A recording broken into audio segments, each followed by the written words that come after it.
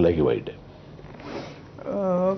पण म्हणजे ह्या सिनेमाच्या निमित्तानं म्हणजे जेव्हा पहिला सिनेमा आला होता, आत्ता त्याच्याबद्दल मी वाचलं की कोणीतरी कोर्टातही गेलेत लोक की ती काय भानगड आहे? नाही, मला वाटतं मला बघूनच कोर्टात जातात. तसं काही नाही या सिनेमात. म्हणजे मला याच्यात काही भीती वाटण्याचं कारण नाही, कारण त्या सिनेमात सचिन खेडेकर हा हिरो होता. मीच लिहिला आहे सिनेमा, तर मला माहिती आहे त्या सिनेमाचा आणि या सिनेमात काही फरक नाही. कोणीतरी दुसऱ्याने लिहिला असता तर कदाचित मला डाऊट आला, अरे बापरे मी काही केलं की नाही. त्यात शिवाजी महाराज हे फक्त सचिन खेडेकर ह्याच्या डोक्यातले कॅरेक्टर होते.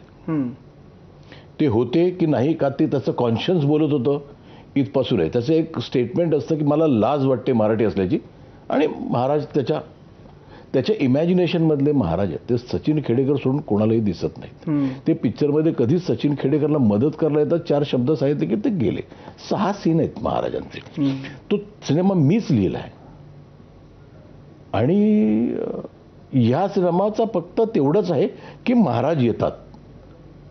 1680 नंतर आज महाराज एक व्यक्ती म्हणून, एक हाडामासाचं कॅरेक्टर म्हणून येतात आणि महाराज हिरो आहेत. त्याच्यात सचिन खेडेकर हिरो होता.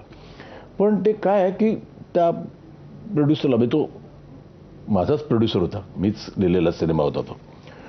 टायटलवरनं झाला, पण मला वाटतं टायटलवरनं त्याला काहीच नाही. म्हणजे मी 1680 नंतर जर का पुन्हा शिवाजी महाराज येणार असतील तर पुन्हा शिवाजीराजे भोसले जोडणार.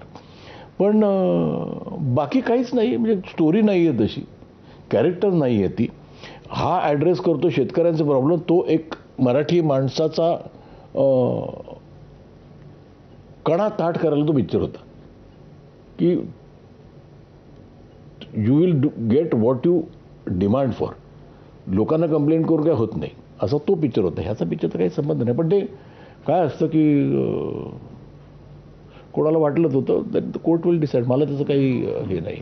वाहीचं नव्हतं का झालं एवढं कोणीतरी करून त्याच्यावरती. पण आता हे राईट्सचं जी नावाची गोष्ट आहे ना, आता भाई गेले तर राईट्स सोडून गेलेले सगळ्यांना कोणालाही नाटक सिनेमा करायचे तरी त्याच्यावर झाले, तर ह्याच्यावरती काही तो त्या माणसाला वाटणं स्वाभाविक. पण हा जो मराठी माणसाला ताठपणानं उभा राहण्याचा जो मुद्दा आहे, म्हणजे मी एकूण जे बघतो ना, तर